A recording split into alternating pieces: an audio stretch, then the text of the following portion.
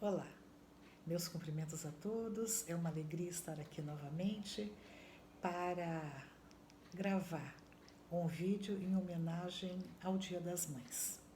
Na verdade, ao mês das mães, porque o Dia das Mães já passou. Nós estamos em maio de 2022. E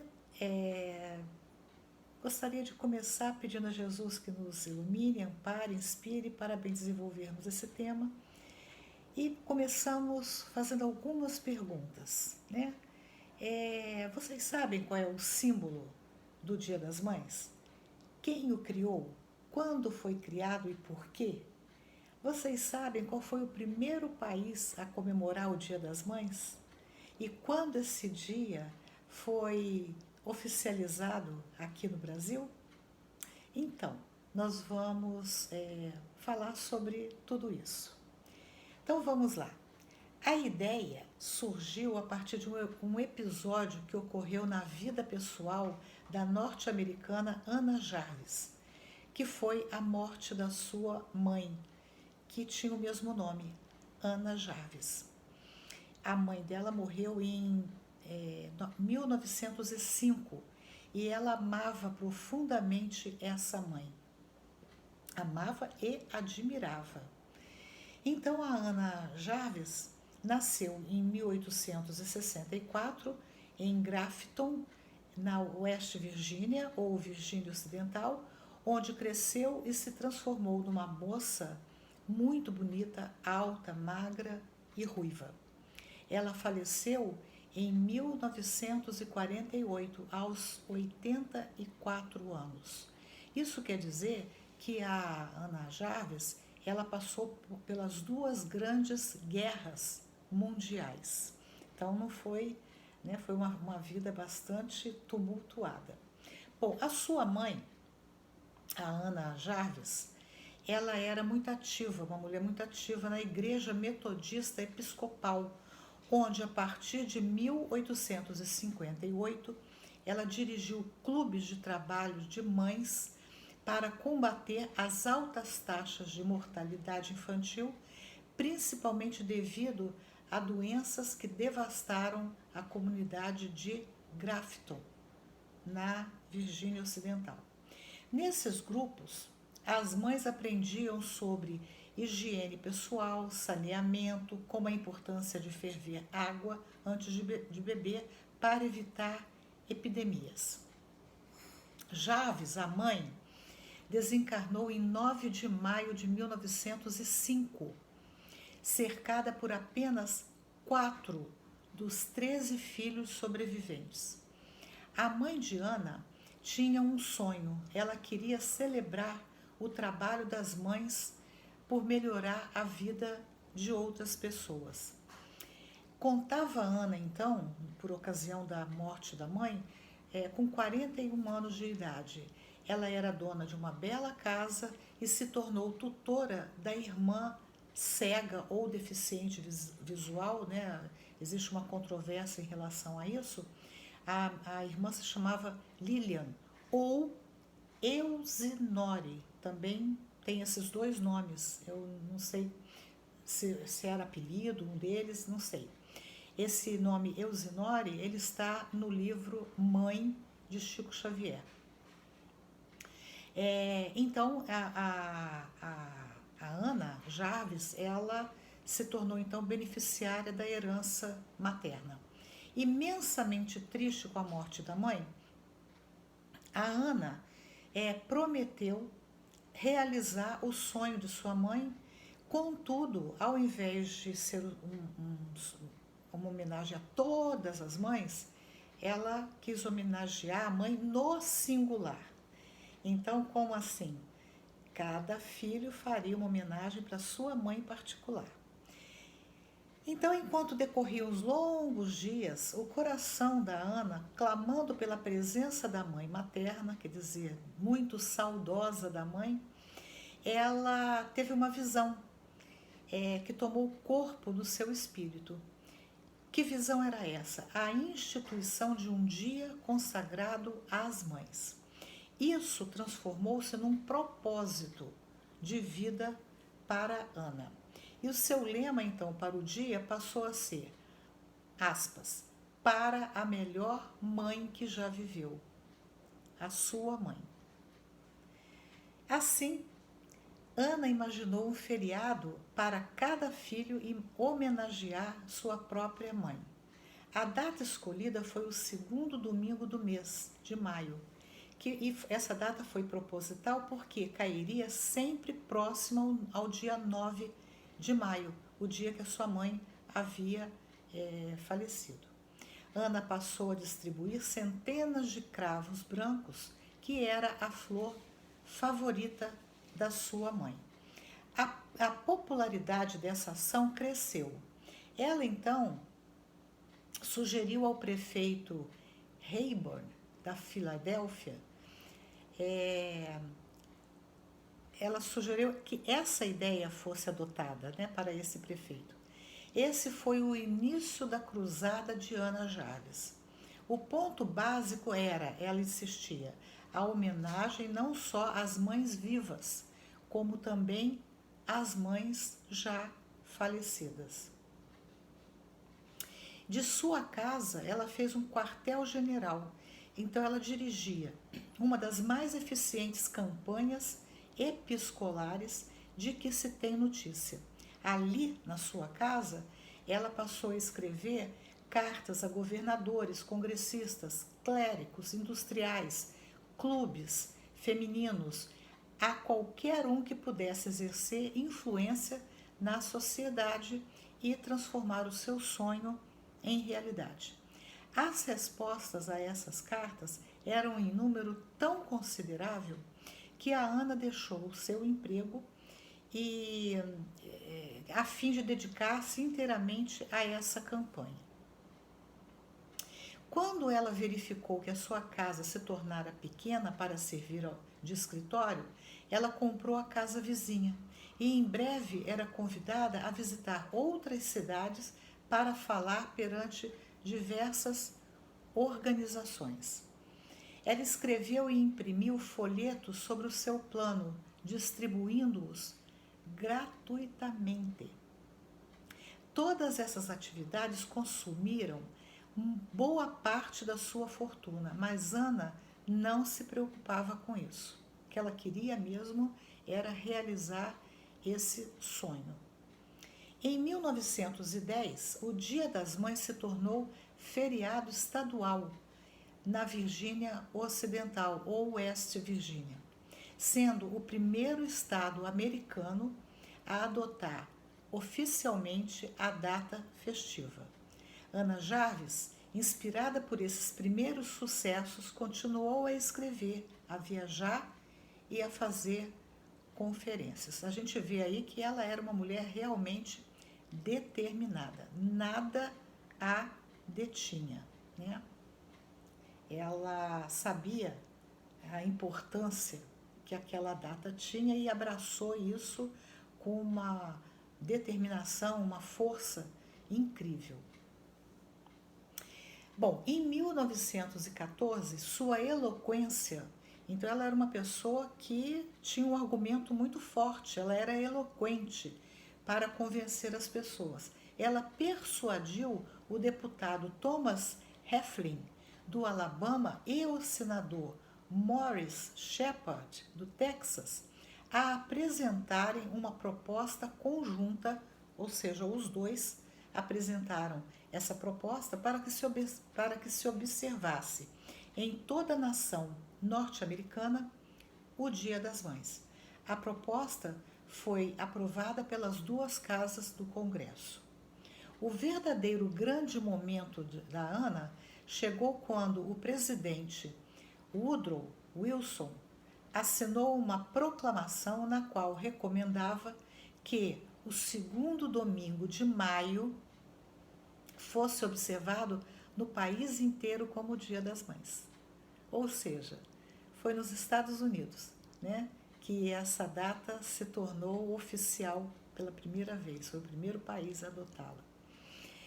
Todavia, assim como ela não ficou satisfeita com só o estado da Pensilvânia adotar a data, ela também não ficou satisfeita com só os Estados Unidos adotarem a data. Ela quis mais, isso não foi suficiente. Ainda era preciso conquistar o resto do mundo. Assim, a correspondência, os discursos, os folhetos de exportação continuaram, só que agora em escala internacional. E o seu esforço foi notavelmente bem sucedido. No decurso de sua vida, 43 países passaram a adotar o Dia das Mães. O Brasil adotou? Sim, o Brasil adotou. No dia 5 de maio de 1932, o então chefe do governo provisório, que era o Getúlio Vargas, promulgou oficialmente pelo decreto 21.366, o segundo domingo do mês, o Dia das Mães, aqui no Brasil. Um importante fator para o sucesso do Dia das Mães foi o apelo comercial que a data suscitou, ainda que isso nunca tenha sido o objetivo de Ana, muito pelo contrário. A Ana se sentiu muito ofendida, ela ficou muito braba com a comercialização da data. A indústria de flores, de cartões e de doces prosperou de uma maneira absurda, o que deixou a Ana extremamente aborrecida, pois não era isso que ela queria. Quando o preço dos cravos disparou, Ana publicou uma nota na imprensa condenando os floristas. A nota dizia, abre aspas, olha o teor da nota, né? Como a nota foi forte. O que você faz para derrotar, é uma pergunta na verdade, o que você faz para derrotar charlatães, bandidos, piratas, mafiosos e sequestradores que minariam com sua ganância um dos melhores, mais nobres e verdadeiros movimentos e celebrações? Porque era isso que ela sentia, né? Que o que ela tinha, a intenção dela era um movimento nobre, movido pelo mais puro sentimento, e que estava sendo usado como um movimento simplesmente para lucro, né? Por gananciosos, né? E aí ela chama os floristas de bandidos, charlatães, mafiosos. Então a gente pode mais ou menos imaginar a repercussão disso, né? Bom, determinada a levar adiante sua crítica a floricultores, em 1920 ela passou a pedir às pessoas que não comprassem flores, pois no seu entender eles usavam a data para obterem lucro. O boicote incluía quaisquer instituições, inclusive as instituições de caridade, que para Ana poderiam estar desviando dinheiro para outras finalidades, alegando estarem levantando recursos para ajudar os mais pobres, os mais carentes. Bom, é importante destacar que, dada a popularidade da data, o Dia das Mães foi utilizado também para vários fins, inclusive fins políticos. A única pessoa que aparentemente, ao que parece, não se aproveitou do Dia das Mães foi a própria Ana, que inclusive ela morreu pobre, na miséria, como nós vamos ver mais adiante. Certo dia, em 1925, Ana, já com 60 anos, entrou num hotel da Filadélfia. A Filadélfia é a maior cidade da Pensilvânia, e encaminhou-se em direção a um grupo de senhoras da Associação das Mães de Veteranos de Guerra. Elas estavam reunidas em uma convenção. E a Ana, então, censurou-as, denunciando-as por venderem o cravo branco, símbolo do Dia das Mães, por preços extravagantes e extorsivos, quer dizer, extremamente caros. Diversas pessoas tentaram contê-la, interromper o seu protesto, mas a Ana estava determinada a resgatar o sentido que ela quis dar à data.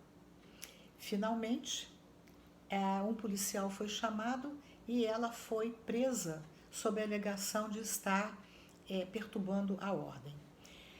Assim, terminava mais um incidente na atribulada carreira de Ana Jarvis, a criadora do Dia das Mães. Bom, quando a Ana Jarvis foi posta em liberdade, um repórter foi visitá-la em sua casa. A casa dela ficava na rua 12 norte da Filadélfia. A Filadélfia é a maior cidade da Pensilvânia. E só como curiosidade, a Pensilvânia fica mais ou menos no norte dos Estados Unidos e é um estado bastante frio. No inverno, as temperaturas caem para menos de 0 graus. Isso vai ser importante lá na frente, quando a gente falar de como a irmã dela morreu. Bom, então ele vai lá na Filadélfia e a pretexto de entregar uma encomenda, porque a Ana Jarvis ela tinha se isolado, né? Tal foi a tristeza dela. Ela era uma mulher bonita, né? Então está dito assim que a bela mulher, de cabelos brancos, 60 anos de idade, estava sentada numa cadeira de espaldar reto e seu olhar estava posto no retrato da mãe. Provavelmente pensando, né, mãe, não era isso que eu queria. O jornalista perguntou-lhe, por que a senhora não desiste?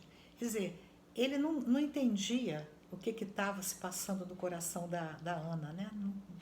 É difícil, né, a pessoa, até porque ela poderia ter se tornado uma mulher extremamente rica, né? E ele dizia, mas por que a senhora não desiste? Está lutando contra o mundo. E foi exatamente o que ele fala.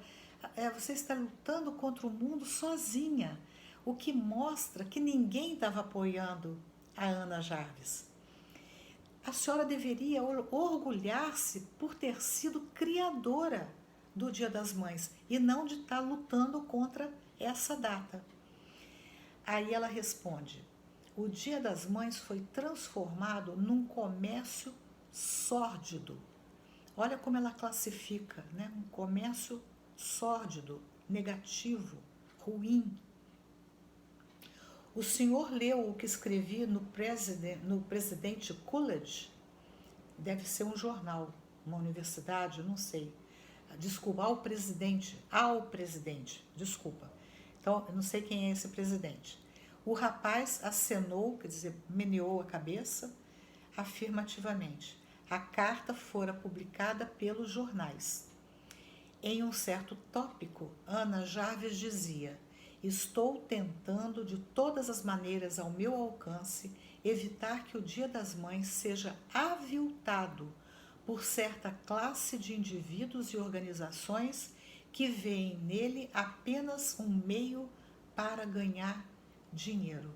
Então, para ela, o Dia das Mães não deveria ser isso. Deveria ser um momento de demonstrar o carinho pelas mães. E a gente demonstra, no caso, né, ela estava dando ali o cravo branco, mas tem várias formas de demonstrar carinho sem que necessariamente se gaste dinheiro. Um abraço é uma forma de demonstrar carinho, por exemplo. Escrever um bilhete é uma forma de demonstrar carinho.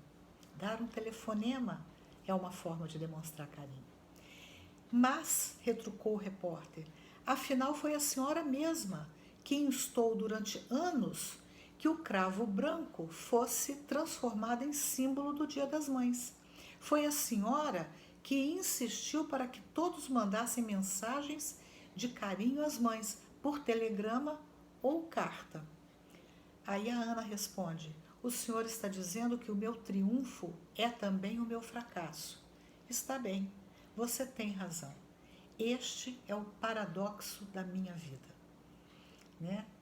O triunfo de um lado é um paradoxo, né? E o fracasso do outro.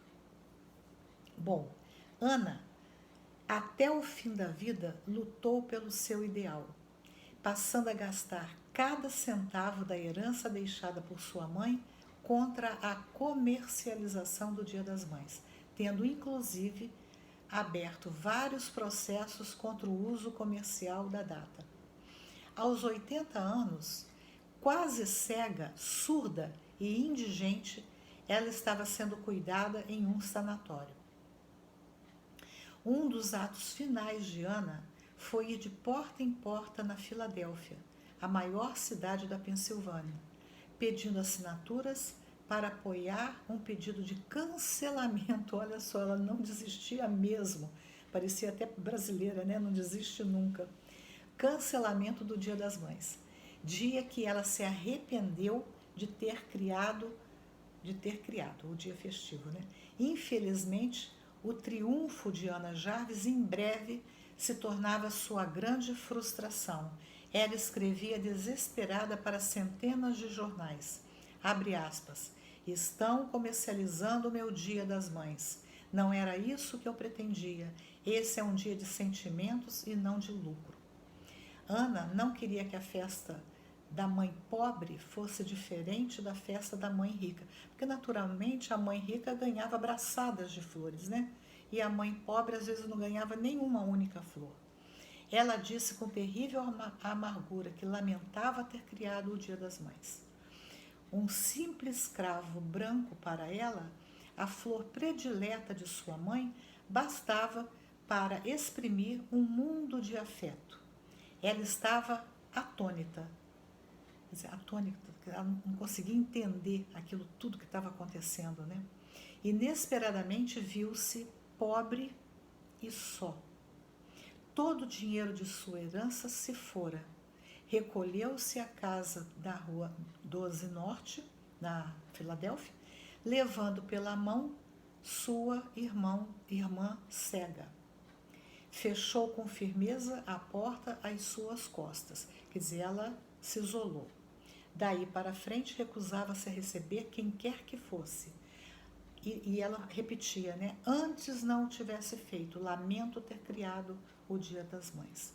Passado algum tempo, exausta, Ana Jarvis era levada para um sanatório da Praça Marshall, na cidade de Westchester, estado da Pensilvânia. Morreu ali, de insuficiência cardíaca, em novembro de 1948. Novembro, inverno, lá nos Estados Unidos. Por que eu estou falando isso? Porque essa região é uma região que tem temperaturas bem demarcadas, então calor no verão e inverno muito rigoroso, né? Então a irmã da Ana Jarvis, a Lilian, ela morreu de envenenamento por ingerir monóxido de carbono tentando aquecer a casa, porque estava muito frio. Né? Essa é a história da Ana Jarvis. E eu só queria narrar uma coisa que me aconteceu nesse final de semana, né? No Domingo das Mães. Eu estava indo assistir uma palestra e eu estava atrasada, inclusive, um pouquinho atrasada, e quando eu estava entrando no centro, um rapaz me abordou e ele me pediu um dinheiro. Ele disse, eu estou indo no cemitério e eu queria comprar uma flor para levar para minha mãe. A senhora poderia me ajudar? E eu realmente não tinha dinheiro, porque a gente atualmente não anda com dinheiro na bolsa, né? Atualmente, o negócio de cartão de crédito. E eu falei para ele, olha, eu sinto muito, mas assim, isso não impede de você orar pela sua mãe. Né? Se você quer ir no cemitério, vai, chega lá e ora pela sua mãe. Né? Peça a Deus que a ampare, né? Mande os seus melhores pensamentos para ela. E aí ele falou assim, mas ela vai receber? Eu falei assim, olha, ela vai receber tanto quanto ela receberia a sua flor. Né? E eu percebi que ele não tinha assim, uma ideia muito bem formada a respeito de religião. Porque ele me perguntou assim, mas como é que eu oro? Como é que eu rezo? Eu falei, você só pede a Deus, né? Que ampare a sua mãe, que proteja a sua mãe onde ela estiver. E aí ele estava com uma camiseta escrita assim, eu te amo. E eu falei assim, olha só, você tá com uma declaração de amor na sua camiseta. Então, fala para sua mãe, mãe, eu te amo. Onde você estiver, eu te amo.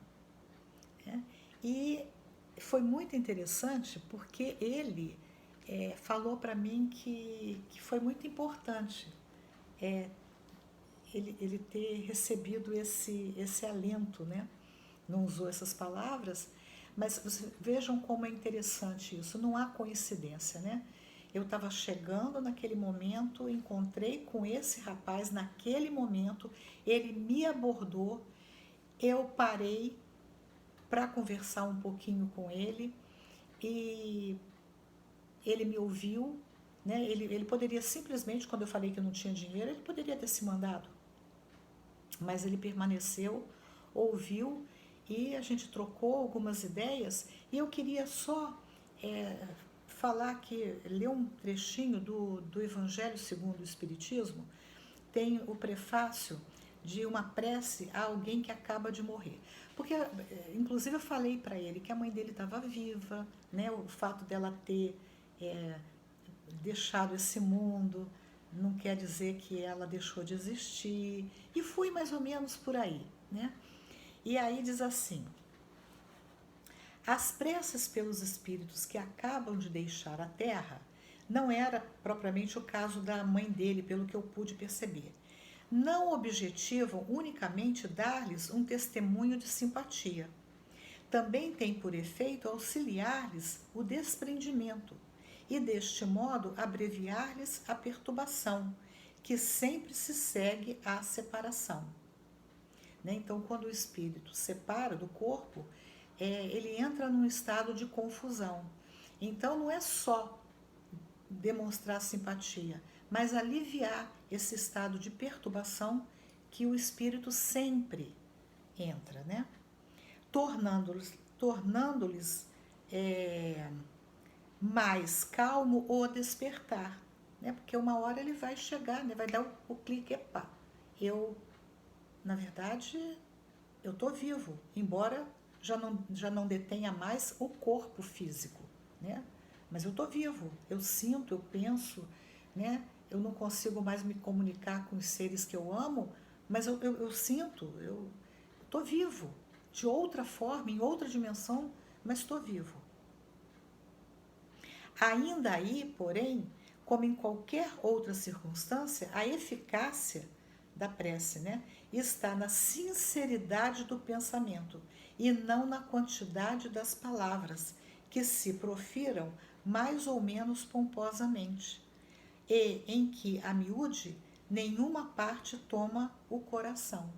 Então, aqui novamente, vale para todas as orações, né? Às vezes a gente acha que a prece que vai chegar aos nossos entes queridos, a Deus, é aquela cheia de palavras bonitas e com milhões de palavras, mas ele diz o seguinte: o mais importante é o sentimento, muito mais do que a abundância de palavras.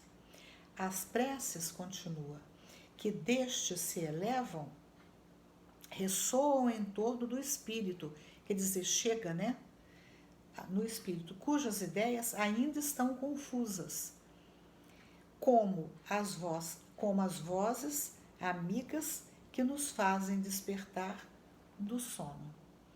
Então, como é importante, né, a gente orar, né, por aqueles espíritos que já se foram.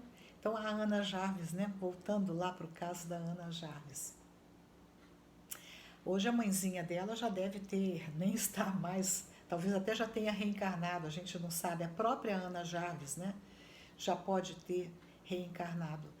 Mas ela se debateu tanto por criar o Dia das Mães, que é meritório, tudo bem, nenhuma crítica aí.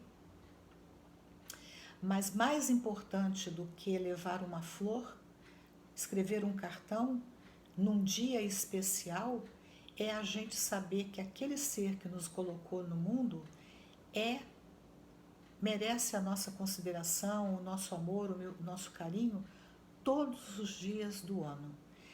Aquele dia é um dia especial, mas muitos filhos se esquecem, né? Simplesmente se esquecem de dar um telefonema, de fazer uma declaração de amor, de reconhecer a importância daquele ser que trouxe ao mundo, que carregou no ventre, que não é pouca coisa, né? Quem é mãe sabe o quanto é difícil, muitas vezes até doloroso, né? Carregar no ventre, a coluna sofre, dói aqui, dói ali, né? Não é fácil. A grande maioria das mulheres, durante a gravidez, passam por períodos difíceis, né? Então, e se algumas mães nos decepcionam, nem por isso elas deixam de ser importantes, porque nos deram a vida, nos deram a oportunidade da reencarnação, né? Nós estamos aqui numa tentativa de nos melhorarmos, de crescermos, de nos desenvolvermos, e isso se deve, claro que ao pai também, mas sobretudo à mãe, que não, muito dificilmente, abandona os seus filhos. É mais fácil o pai abandonar do que a mãe abandonar, né? Então tá aí a homenagem ao Dia das Mães, ao Mês das Mães. Agora a gente já sabe, né? Quem foi que criou tudo isso, e agradecer, né, a Ana Jarvis por essa data que se tornou assim tão importante praticamente no mundo inteiro. Se gostaram do vídeo, dê um joinha e compartilhem. E se puderem, se quiserem, se desejarem, se inscrevam no canal. Até o próximo vídeo e tchau, tchau!